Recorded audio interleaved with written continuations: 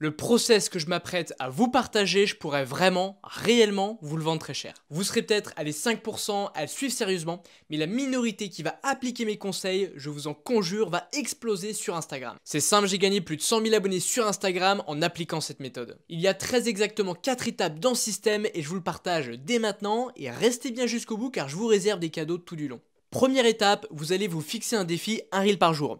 Alors moi je vous recommande de le faire durer au moins 30 jours, mais si vous pouvez même aller jusque 90 jours, c'est vraiment le top du top, vous pouvez déjà largement exploser votre compte Instagram. Alors à ce stade, déjà je sais qu'il y a 90% d'entre vous qui êtes en mode, alors moi impossible, j'ai absolument pas le temps de faire un reel par jour, j'ai théâtre le jeudi soir après le boulot, impossible que je tourne un reel par jour. Alors attention, je dis pas que c'est quelque chose de simple, ça demande effectivement de l'organisation, et puis au départ, faut le savoir, les reels vous paraissent difficiles à faire, difficiles à créer parce que vous n'avez pas l'habitude.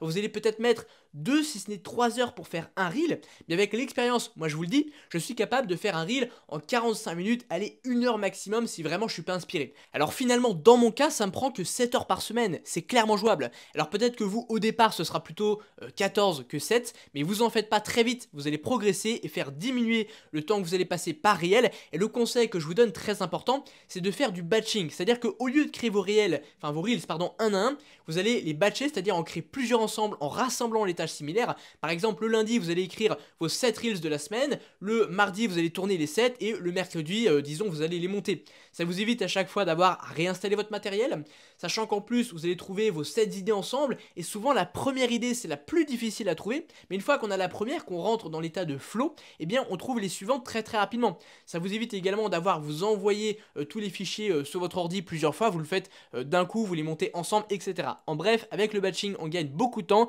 et je peux vous assurer que si vous tenez ce rythme, vous allez exploser. Ensuite, deuxième étape, vous allez suivre 20 créateurs qualitatifs de votre niche.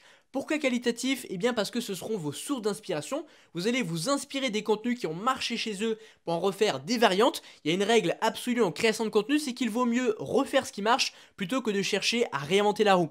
Souvent on imagine que les créateurs sont des créatifs, sont des génies créatifs. La réalité c'est que malheureusement la création de contenu, eh bien c'est plutôt du business et on analyse le marché, on regarde ce qui se fait, ce qui marche et on vient le refaire. Bien entendu, on va pas en refaire des copies conformes, on fait pas du plagiat. Par contre, on va conserver l'accroche, la structure et surtout le sujet pour en refaire des variantes en changeant l'approche, en changeant l'angle et je le répète, très important, vous avez infiniment plus de chances que vos contenus cartonnent si vous repartez des contenus qui ont bien fonctionné. Donc je vous l'ai dit, prenez des créateurs qualitatifs parce que ce seront vos sources d'inspiration. Donc forcément, si vos sources d'inspiration sont bonnes, ça se ressentira dans vos contenus.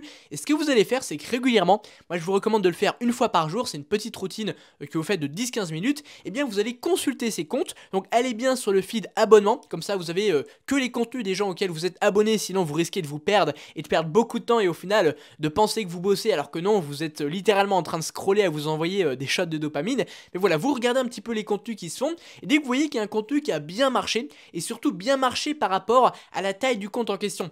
Parce que si la personne a 10 millions d'abonnés et qu'elle fait 300 000 vues, bah c'est 300 000 vues, c'est beaucoup en soi, mais c'est peu par rapport au compte. Par contre, si vous tombez sur un compte qui a 3000 abonnés et qui fait 20 000 vues, bah potentiellement, c'est un contenu qui est intéressant pour vous. Donc, vous les enregistrez en chaîne et vous en refaites des variantes en modifiant l'approche, l'angle, mais en conservant structure, accroche et sujet. Ensuite, étape numéro 3, à chaque reel que tu postes, tu vas chercher à t'améliorer d'1% par rapport au reel précédent. D'ailleurs, si vous ne le savez pas, c'est un conseil qui a été donné par MrBeast, qui est quand même le plus gros youtubeur au monde. Il dit son conseil qu'il donnait en l'occurrence aux youtubeurs, eh bien c'était qu'à chaque vidéo, au lieu de chercher à s'améliorer d'un coup en copiant les gros youtubeurs, non, il devait avoir un objectif raisonnable, améliorer à chaque fois une petite chose pour être 1% meilleur à chaque fois. Et sans rentrer dans des calculs mathématiques, en fait, vous avez des effets cumulés, comme on en a en investissement, et si vous vous améliorez à chaque fois d'1%, en fait à la 10e vidéo vous vous améliorez plus d'1% par rapport à la première, il y a les effets cumulés et comme ça on progresse extrêmement vite.